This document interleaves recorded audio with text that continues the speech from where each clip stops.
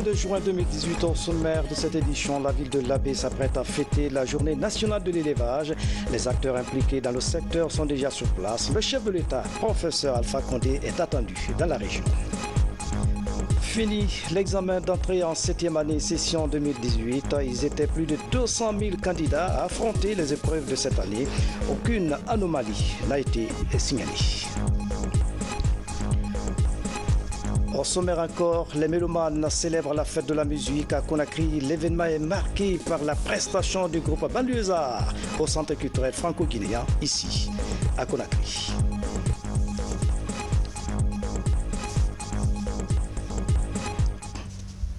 Mesdames et messieurs, bonsoir. Merci de l'attention et bienvenue dans cette édition. Direction Palais Sékou Touré, où le président de la République, professeur Alpha Condé, a reçu ce vendredi une délégation du Fonds Cohésion. Cette institution financière s'engage à financer la construction des infrastructures dans les secteurs prioritaires de développement, notamment l'éducation, la santé et l'énergie. Le résumé de cette audience avec Mohamed Lamine Souma. Des échangeurs au niveau des ronds-points Amdallah et Bambeto, c'est pour bientôt. Le Fonds Cohésion, qui en a débattu avec le président Alpha Condé ce vendredi, a déjà signé le financement des deux échangeurs. Et pas seulement. Le Fonds Cohésion était là hier et ils ont signé un accord de financement pour les deux échangeurs de Bambeto et Amdallah à hauteur de 27 millions de dollars. Ce même fonds s'engage de financer d'autres projets, des infrastructures dans le domaine de la santé, de l'éducation, surtout de l'enseignement supérieur. Et Monsieur le Président de la République a exprimé ce besoin et le fonds a donné son engagement et sa disponibilité d'accompagner la Guinée dans ces 4 secteurs de développement socio-économique de la Guinée, à savoir ici l'éducation, la santé, les infrastructures et l'énergie. Le directeur général du Fonds Cohésion réaffirme l'engagement sans faille de son institution à accompagner le président Alpha Condé. Nous avons été honorés d'être reçus par son Excellence, Monsieur le Président de la République, ce matin, avec lequel nous avons discuté d'un certain nombre de projets. Les projets qui entrent dans les priorités du développement de la République de Guinée, notamment dans le domaine des infrastructures, de la santé, de l'éducation et autres. Et tous ces projets se situent dans le cadre des priorités qui ont été exprimées par son Excellence, Monsieur le Président de la République. A versé dans ce dossier le prolongement de la Corniche Nord à partir de Taouya jusqu'à Sonfonia. Dans l'actualité encore, la journée nationale de l'élevage s'ouvre demain mardi à Labé. L'événement mobilise tous les acteurs impliqués dans le secteur de l'élevage. L'occasion sera mise à profit pour passer en revue les problèmes qui assaillent ce secteur. C'est le chef de l'État, professeur Alpha Condé, qui va présider la rencontre. Ce soir, notre équipe de reportage nous fait découvrir un passionné du monde rural. Et là, Mamadou Dansoko s'investit dans l'aviculture. Voici le reportage de Abdoulaye Diallo, envoyé spécial. Cet homme est un amoureux du monde rural.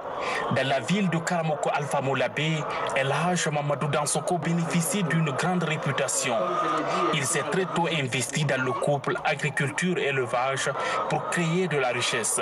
Moi j'ai commencé avec mon salaire. J'étais payé à 5 000 célis le mois. Donc c'est à partir des économies de mon salaire que tout ce que vous voyez aujourd'hui est venu. Je n'ai jamais prêté de l'argent. Donc, vous comprenez que de zéro, je suis aujourd'hui à 200 000, capacité de 200 000 pondeuses. Donc, depuis mon jeune âge, j'ai aimé l'agriculture et l'élevage. Et je me suis donné les moyens d'essayer d'atteindre mes ambitions. À quelques heures de l'ouverture de la journée nationale de l'élevage, cet homme espère partager son expérience avec d'autres éleveurs du pays et saisir l'opportunité que le chef de l'État offre pour booster un secteur porteur de croissance durable. C'est la joie de rencontrer les professionnels comme moi. C'est la joie de rencontrer les officiels pour pouvoir partager avec eux ce que nous vivons. Et aussi encourager les jeunes à suivre notre exemple. Parce qu'en fait, l'agriculture et l'élevage ont déjà une très mauvaise réputation au niveau des jeunes, parce que probablement ils n'ont pas vu encore des modèles réussis. Le secteur avicole et la production d'aliments destinés aux animaux domestiques, Elhadj Dansoko est devenu un leader régional. Avec ses nombreuses fermes et son cheptel bien fourni, il inspire de plus en plus de jeunes pour l'auto-emploi. Aujourd'hui, Elhadj Dansoko pratique l'élevage familial avec ses fils. Même s'il emploie une centaine de personnes, il rêve d'un développement exponentiel de son exploitation à travers la modernisation des techniques que le président de la République encourage. Ablaye Diallo, merci pour ce reportage. Précision importante, la journée nationale de l'élevage s'ouvre donc demain, samedi, à l'Abbé. Le renouvellement de la conformité de la Guinée aux normes de l'initiative pour la transparence dans les industries extractives, c'est l'un des principaux objectifs du secteur minier. Cette année, le processus est en cours. Le comité de pilotage de l'ITIE Guinée examine les derniers réglages du rapport de 2016. Mamadou Alpha Baldé fait le point. Alors que le pays monte en puissance dans l'industrie bauxitique, la Guinée travaille sans relâche pour garantir la transparence et la compétitivité de son secteur minier. Le rapport ITIE Guinée 2016 doit être publié au plus tard le 1er juillet prochain. À partir de là, le processus de validation du pays démarre. Pour réussir l'opération, une mission de l'ITIE international échange avec le comité de pilotage de l'ITIE Guinée sur les derniers réajustements du rapport avant sa publication. Le rapport ITIE 2016 contient des informations très importantes pour les citoyens en ce qui concerne l'octroi de licences dans l'année 2016 qui détient les entreprises ici en Guinée, les entreprises minières. Ça a aussi des informations sur les transferts infranationaux, donc c'est-à-dire les transferts du gouvernement central aux communautés locales. Donc je crois que ces informations sont très importantes et nous allons les évaluer lors de notre visite, lors de notre mission au mois de septembre 2018. Que ce rapport 2016 est vraiment promoteur parce que, comme on le voit, il y a assez d'informations qui intéressent la population. Le but même de l'ITIE, c'est ça. Nous allons donc œuvrer pour que ce soit vraiment plus détaillé et plus accessible à la population. À l'issue des échanges entre acteurs du processus, tous s'accordent sur la qualité du rapport élaboré selon la norme 2016, jugée plus explicite. Nous ambitionnons d'être dans la catégorie des pays qui ont rempli tous les éléments, toutes les exigences qui sont formulées par la norme 2016 de l'ITIE.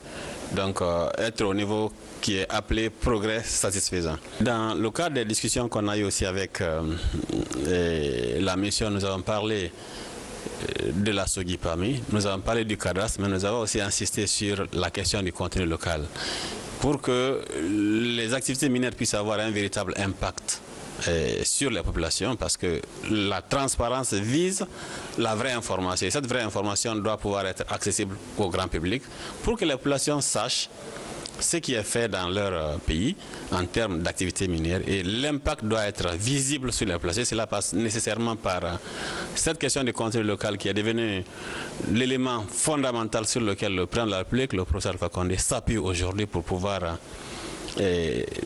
nous conduire vers une Guinée meilleure à travers une activité minière qui est beaucoup plus profitable aux populations guinéennes.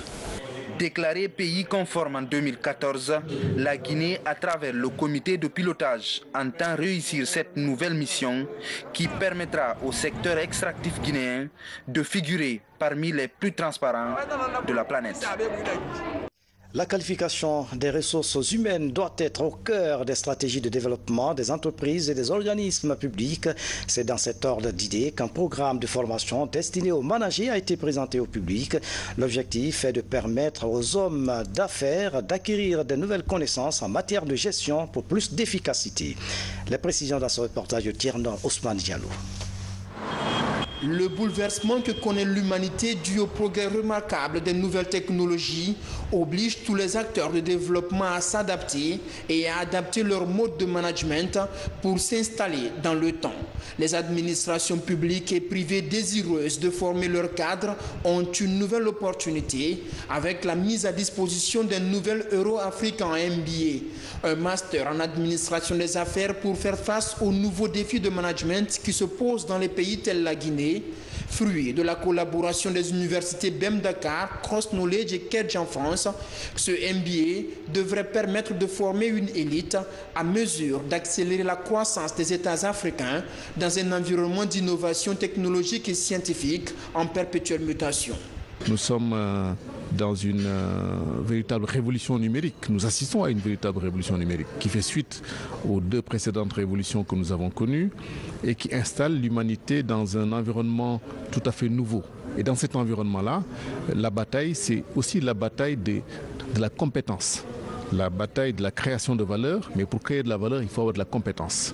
Et ce MBA-là, c'est précisément un diplôme qui va donner de la compétence et de la valeur aux personnes et donc aux organisations. On a, dans la construction de ce programme, fait appel aux meilleurs professeurs qui sont chez nous, aux intervenants, et on va construire avec eux, on a construit avec eux des contenus très orientés sur l'international, très orientés sur la dimension leadership, sur la dimension managériale, sur la création d'entreprises, pour permettre justement aux personnes qui vont suivre de rentrer dans l'action et de probablement trouver un certain nombre de réponses aux problématiques qu'elles se posent aujourd'hui dans le cadre de leurs entreprises. 8 modules de formation sont contenus dans ce nouveau Master of Business Administration, de la finance à la transformation digitale en passant par le management des opérations. 70% des cours sont en ligne et 30% sont à suivre dans des points de regroupement à Abidjan, Dakar, Paris puis Bruxelles. Une aubaine pour perfectionner les cadres supérieurs des différentes administrations du pays, engagés dans un élan de réforme et de modernisation, aussi bien dans les secteurs publics que privés. Lorsqu'on regarde un peu sur le plan international, tous les MBA qui s'offrent à nous sont assez chers déjà. Et proposer ce programme-là à des dirigeants et à des managers d'entreprise, c'est vraiment une réelle opportunité.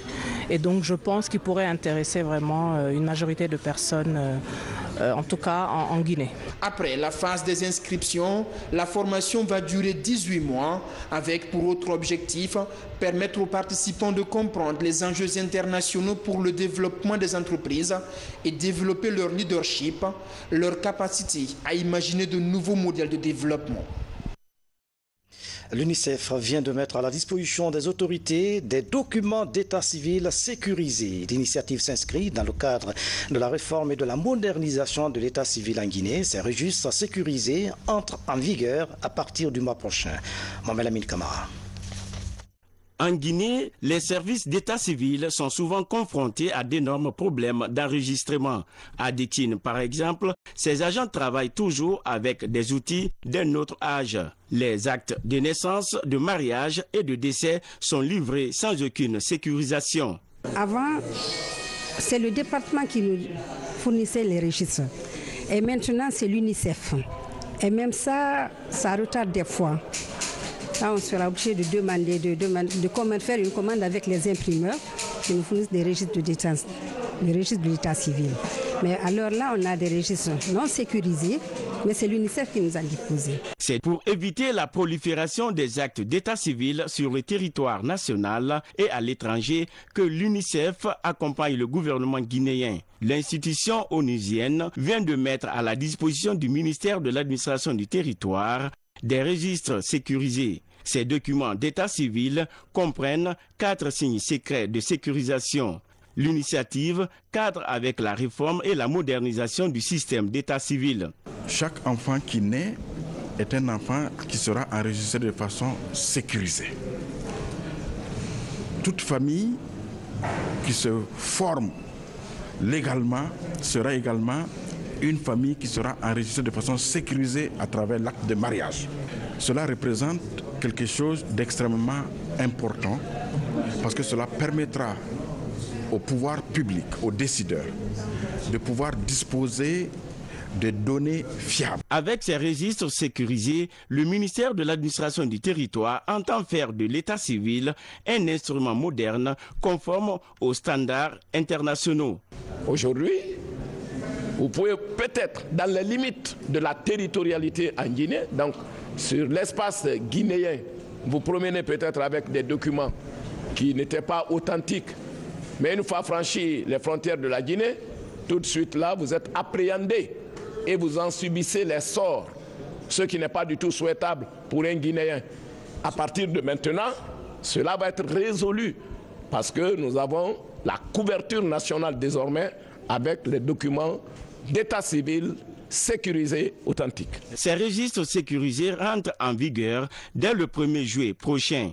Zérekouré, la préfecture pilote du projet, en est la première bénéficiaire. Des anciens actes d'état civil seront reconstitués pour des archives. L'UNICEF promet prochainement d'informatiser tout le système d'état civil en Guinée. Et puis cette circulaire du ministre d'État, ministre de la Justice et garde des Sceaux, adressée à tous les procureurs généraux, tous les procureurs de la République, tous les juges de paix, tous les huissiers de justice, tous les chefs de service de sécurité, toutes les autorités locales. Elle est portée à l'intention de toutes les autorités concernées que pour des raisons humanitaires, les expulsions pendant la saison hivernale sont suspendues pour la période allant du 30 juin au 30 octobre 2018, inclusivement sur toute l'étendue du territoire national. Les autorités judiciaires et parajudiciaires sont invitées à veiller au respect scrupuleux de la mesure envisagée et en assurer une très large diffusion. Signé Maître Cheikh Sakou. Comment améliorer les travaux d'entretien des routes par les collectivités locales? 250 acteurs concernés sont en discussion à Conakry. Pendant 4 jours, ils vont mûrir une stratégie de transfert des compétences déjà mise en place. La rencontre se tient grâce à l'appui technique de l'Union européenne. Abdul Karim Kamara, reportage. Certaines réformes engagées dans les travaux publics donnent lieu à des transferts de compétences aux collectivités locales. La protection et l'entretien d'une catégorie de routes sont conférés à ces collectivités. Une manière de contribuer à l'amélioration durable du niveau de service du réseau routier. Pour la faisabilité, la synergie d'action est discutée par les cadres des ministères de la décentralisation et des travaux publics. Une stratégie pistonnée par l'appui technique de l'Union européenne. Il faut au niveau local aussi générer des ressources. Ça ne va pas être considérable, mais ces ressources sont toujours utiles pour les petites routes qui seront les routes qui, a priori, seront les plus délaissées par le niveau central. Il faut aussi que les gens, au niveau local, se rendent compte qu'ils ont la possibilité de prendre des décisions sans en référer au ministre, au Premier ministre ou au président de la République. L'accent est mis sur les routes communautaires, pistes rurales dans les zones agricoles, voiries urbaines, secondaires et tertiaires. À ce jour, pas mal d'embûches bloquent le processus. Il s'agit notamment de la faiblesse des capacités techniques et managériales des collectivités.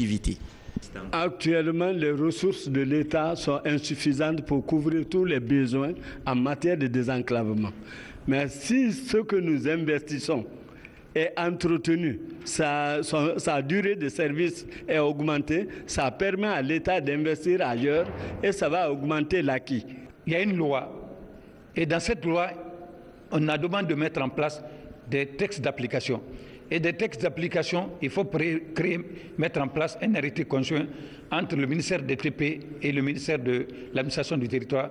Une fois que cet arrêté conjoint va être élaboré, on va mettre en place un protocole d'opération. Ce protocole, chaque acteur connaîtra le rôle qui est dévolu dans l'accomplissement des compétences dévolues au niveau de collectivité locale. À terme, l'impact attendu de cette stratégie se doit d'être visible sur les portions les plus excentrées du réseau routier guinéen. C'est en mars 2017 que l'élaboration de ce transfert de compétences a commencé. 3 cibles sont dans le viseur du projet: les régions, les communes urbaines et celles rurales. Des représentants d'une quarantaine de pays africains se sont donnés rendez-vous à Conakry. Il s'agit de renforcer leur partenariat en termes d'assurance et de réassurance. Cette 40e session de la Société africaine de réassurance, Africaré, a permis de dresser le bilan et définir les nouvelles orientations de l'institution. Boubacar Ba a suivi la rencontre. De 1997 à 2017, le nombre de sociétés d'assurance est passé de 4 à 12 et au titre des charges liées au sinistre, les sociétés ont payé 113 milliards de francs guinéens en 2017 contre 4 seulement en 1997. La mise sur place d'une société nationale de réassurance pour augmenter la capacité de rétention locale et d'une société d'assurance agricole afin de sécuriser la production locale et les investissements, de faciliter l'accès des opérateurs au crédit et de réunir ainsi les conditions nécessaires à la modernisation du secteur de l'agriculture. Le président de l'Association professionnelle des assurances de Guinée a indiqué dans son intervention que le marché des assurances compte 12 compagnies en date contre 6 en 2012. Il note cependant que le taux de couverture des primes d'assurance est très faible. Animé par les compagnies et 62 intermédiaires d'assurance, dont 39 courriers et courtiers et 23 agents généraux, le secteur des assurances a contribué au PIB en 2016 à hauteur de 0,42%, contre une moyenne africaine de 2,8% et internationale de 5%. Le président du conseil d'administration d'Africaré a dressé un bilan de l'institution de sa création à nos jours et donné les résultats fiables enregistrés par la société ces dernières années. Africaré en 2017 fait un chiffre d'affaires de 746 millions de dollars US, de dollars américains, en progression importante de 16% par rapport à l'année dernière. Je profite de cette occasion pour vous encourager à maintenir cette dynamique pour des succès encore plus éclatants. La Guinée continuera à apporter son appui pour le développement de notre société. Le conseil d'administration a approuvé les comptes finaux de la société et procédé à l'élection des administrateurs. Le directeur de la microfinance et des assurances de la Banque centrale a été élu administrateur d'Africaré. L'autre temps fort de cette édition, fin ce vendredi de l'examen d'entrée en 7e année. Ils sont plus de 200 000 candidats à avoir affronté les épreuves. Le ministre de l'Éducation nationale est en Moyenne-Guinée pour voir et apprécier le déroulement de cette évaluation. Suivez le constat de nos envoyés spéciaux dans la région, Sadou Bari, Mama Issata Kamara. C'est au centre d'Issouma, de la commune urbaine de Pita, que le ministre de l'Éducation nationale a lancé les dernières épreuves de l'examen d'entrée en 7e année. Après avoir visité quelques centres d'examen et secrétariats de correction des régions de Labé et Mamou, Maurice Sangaré fait la synthèse des 3 jours d'évaluation. Le constat général est que les différents jurys qui sont sur le terrain, coordinateurs, superviseurs nationaux, régionaux, préfectoraux, et moi-même avec mon équipe, nous avons trouvé que des tout petits candidats étaient assidus. Et ce qu'on peut regretter, c'est quelques absences, et du côté des filles surtout, pour des raisons de mariage précoce et de maladie. Au terme de cette évaluation, les candidats se disent confiants quant à leur réussite à cet examen. Aujourd'hui, nous avons fait le calcul. Après, on est venu pour faire la science, l'histoire. J'ai bien révisé et nous avons déjà eu affaire avec ce genre d'épreuves-là. C'est ce qu'on envoie encore. Vraiment, ça s'est bien passé. C'est vraiment incroyable parce que le sujet est très facile, parce que j'ai révisé les leçons. Fini donc ce vendredi l'examen de fin d'études élémentaires en Guinée. L'attention est désormais portée sur les travaux de secrétariat et de correction de copies. Comme vous le constatez derrière moi, le processus a déjà commencé, ce qui permettrait de connaître les résultats de cet examen 2 semaines après la dernière épreuve. Merci Mama Issata, bonne chance à nos candidats. Restons à Moyenne-Guinée pour signaler le séjour de l'ambassadeur du Japon en Guinée. Le diplomate est venu apporter son soutien aux habitants des localités de Labé, Lelouma et Popodara. Elle a procédé à l'inauguration d'un projet d'accès à l'eau potable dans le village de Lafou. L'ambassadeur est accompagné d'un représentant de la FAO et du PAM, Fatimatou Diallo, sur les pas du diplomate nippon. Regardez. Préparer l'avenir en investissant dans l'éducation de base est l'un des axes majeurs de la coopération guinéo-japonaise. C'est dans cette dynamique que le gouvernement du Japon a réalisé le projet d'accès à l'eau et à l'assainissement. Ce projet, d'un coût global de 1,83 milliard de francs guinéens, touche 4 écoles de l'Eluma. Il a permis de clôturer, de reboiser et de doter ces établissements de latrines et de forages. À la demande du gouvernement guinéen, le gouvernement du Japon a également financé le programme des cantines scolaires mis en œuvre par le PAM. Le financement ici concerne d'un montant à peu près 30 milliards de francs guinéens.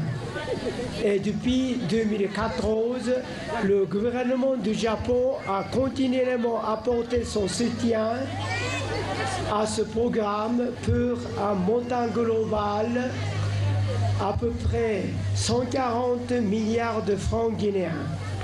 Le financement d'aujourd'hui a permis l'achat de denrées alimentaires destinées à fournir un repas chaud par jour à plus de 150 000 enfants de 895 écoles. À cela s'ajoute un don de riz en faveur de la cantine scolaire. Il permettra à chaque élève d'avoir un repas chaud au déjeuner. On estime qu'il y a un nombre d'enfants qui sont en âge scolarisable mais qui ne vont pas à l'école à cause de plusieurs raisons. Et au niveau du PAM, nous avons l'alimentation scolaire qui les stimule à fréquenter l'école. Les cantines scolaires sont normalement ravitaillées avec les importations de riz, de haricots, de toutes les denrées. Ce que nous sommes en train de faire maintenant, c'est de faire en sorte qu'on réduise les importations. Désormais, pour la fourniture de denrées aux cantines scolaires, le riz sera acheté avec les producteurs locaux. Mais avant, ils devront améliorer leur production avec l'appui de la FAO. D'où le lancement à Popodara de ce projet de renforcement des moyens de subsistance des populations affectées par les catastrophes naturelles. La particularité de ces projets, c'est que la FAO et les PAM interviennent. La FAO va booster la production au niveau de certains groupements féminins et au niveau de ces groupements, les PAM vont acheter leur production pour la mettre à la disposition des cantines scolaires. C'est un projet innovant qui va dans la droite ligne des synergies du système, des agences du système des Nations Unies, particulièrement les agences basées à Rome. La mise en œuvre de ces deux projets rend concrète la contribution de l'Empire du Soleil Levant à l'atteinte de la Guinée à la sécurité alimentaire, un des piliers de la coopération japonaise en Afrique, tel que défini lors de la 6e conférence internationale de Tokyo sur le développement du continent. Vient d'abriter la 10e Assemblée générale des sociétés nationales des Croix-Rouges et du Croissant-Rouge. Les travaux ont permis d'élaborer de nouvelles orientations stratégiques et d'identifier les préoccupations des sociétés membres. Le rendez-vous a apporté des solutions adaptées aux nombreux défis auxquels sont confrontées les communautés vulnérables. Diamokaba, Maurice Dibi. Cette 10e Assemblée générale de l'Association des sociétés de la Croix-Rouge et du Croissant-Rouge d'Afrique est un rendez-vous continental pour faire le point sur les résultats atteints ces dernières années sur le continent. Les efforts des mercenaires de l'institution dans la lutte contre le virus Ebola en Guinée et actuellement dans la situation sanitaire au Congo sont parmi les grandes actions menées. Et je pense bien que vous avez la Croix-Rouge guinéenne sur le terrain, qui occupait un pilier extrêmement difficile. Ça, c'était l'enterrement digne et sécurisé. Et dans ces piliers, il y a ce qu'on appelle prélèvement sur les corps. Donc vous voyez, ça c'est déjà un travail de risque.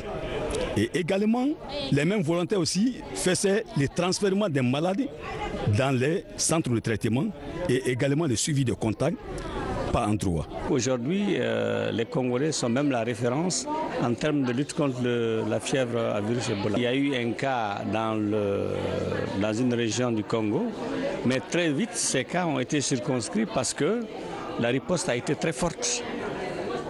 Les pays membres de l'association, avec la fédération et les acteurs du mouvement, ont vite réagi et ils ont circonscrit la fièvre est maîtrisée aujourd'hui. Pendant 2 jours, ce cadre d'échange va permettre à ces différents acteurs des sociétés nationales africaines, de la Croix-Rouge et de Croissant-Rouge de s'imprégner du niveau d'avancement de chaque pays.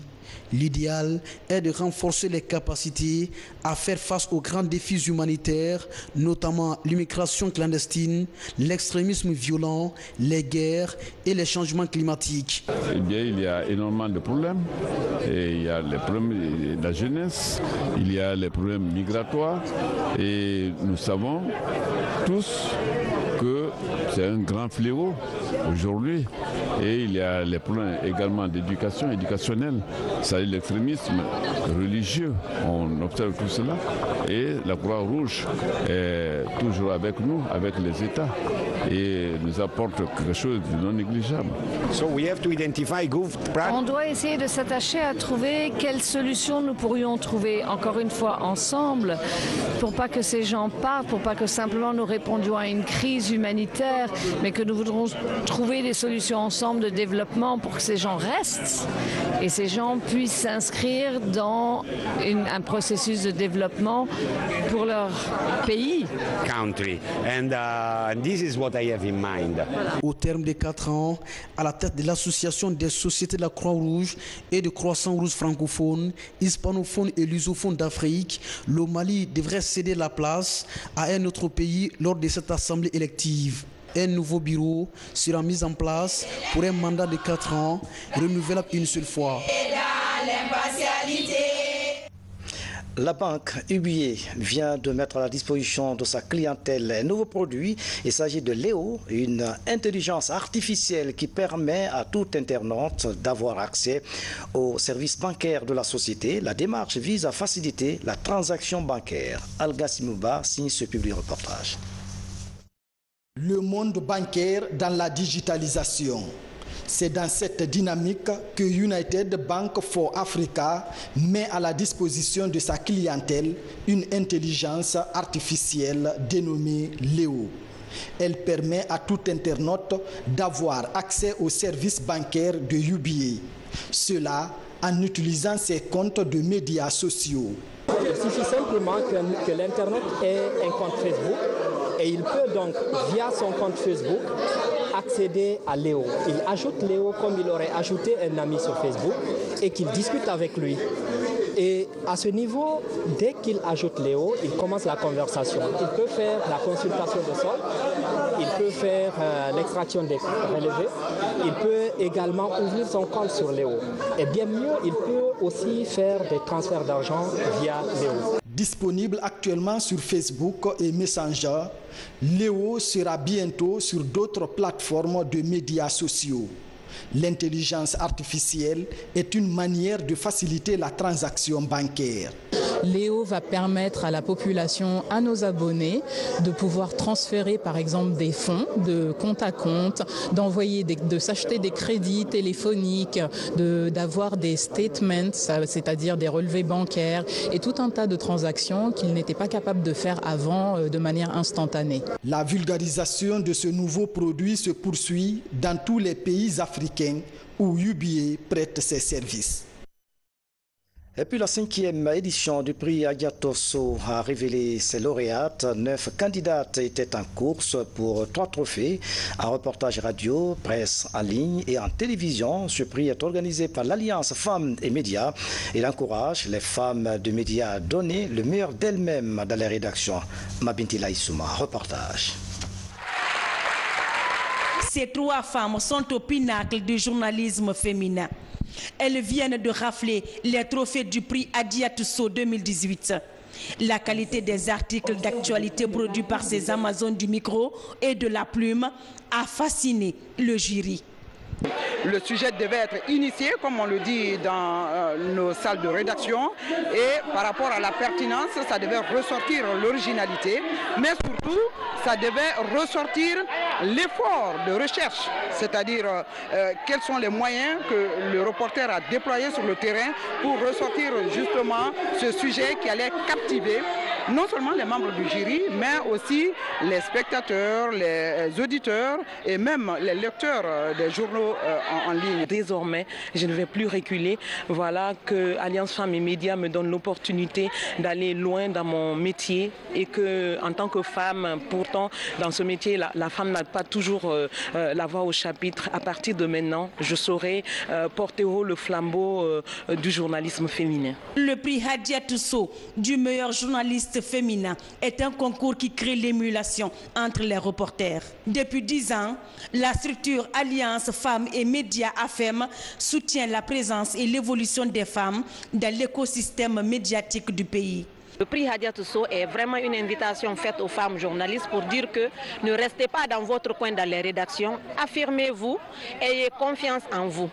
Le prix Hadiatou Sow aussi a un deuxième volet, c'est de montrer à la face de tout le monde que nous ne sommes pas dans une guerre numérique, une guerre quantitative, mais nous sommes dans un combat qualitatif. Les rédactions aujourd'hui, dont les journalistes sont primés, sont fiers. Ces rédactions doivent reconnaître désormais le talent de ces femmes et mieux les intégrer, les valoriser. Obtenir le prix Hadiatou Sow, ce n'est pas sur un plateau d'or, il faut travailler, il faut vraiment proposer des sujets d'enquête, il faut un travail fouillé. Je trouve que c'est une très belle initiative parce que les femmes doivent être mises en valeur dans toutes les rédactions.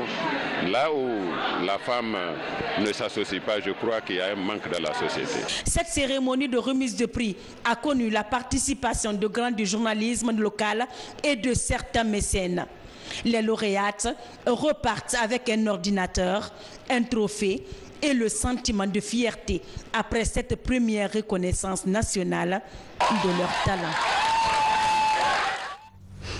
La fête de la musique vient d'être célébrée à Conakry. Les mélomanes et autres mécènes se sont donné rendez-vous dans plusieurs endroits de la capitale. Au centre culturel franco-guinéen, c'est le groupe Banlieusards qui a tenu en haleine plus de 1000 spectateurs. Il a été de la partie. Regardez. Dès 19h, ils étaient des centaines de fans à rallier l'espace Sori Kanja Kouyaté pour la célébration de la fête de la musique.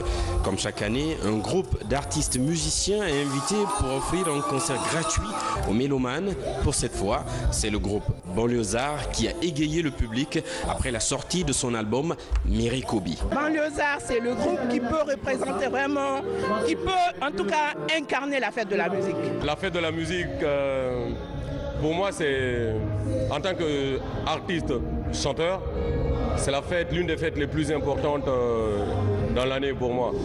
Après mon anniversaire et après la fête de l'indépendance de mon pays, la fête de la musique, c'est la fête la plus importante.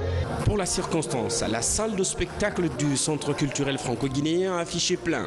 Près de 1000 spectateurs ont répondu à l'invitation, dépassant de loin les espérances de la direction du centre qui, pour la circonstance, a fait installer un écran géant à l'extérieur. J'avoue que c'est un groupe mythique auquel il fallait donner peut-être des milliards, mais vraiment, ils ont compris le sens du centre culturel qui est d'accompagner les artistes guinéens. Et qu'aujourd'hui, normalement, tous les artistes devaient faire la fête gratuitement. La musique, c'est notre vie. Et donc, la fête de la musique, on peut pas faire mieux, quoi.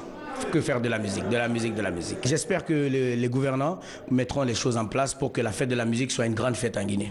Célébrée dans une centaine de pays anglophones et francophones, la fête de la musique a été lancée sur initiative de la France le 21 juin 1982 et cherche à favoriser la visibilité et l'accès aux pratiques artistiques et culturelles.